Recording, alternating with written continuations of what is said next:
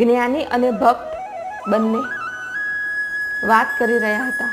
જ્ઞાનીએ કીધું કે હું ભગવાનને જાણું છું, એટલે હું ભગવાનની સૌથી નજીક છું. ભક્તે કીધું કે હું તો કંઈ જાણતો નથી, હું તો અયોગ્ય છું.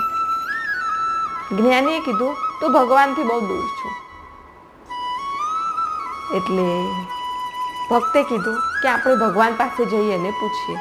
જ્ઞાની અને ભક્ત બંને ભગવાન પાસે જાય છે અને પૂછે છે જ્ઞાની કે ભગવાન હું તમારી નજીક છું.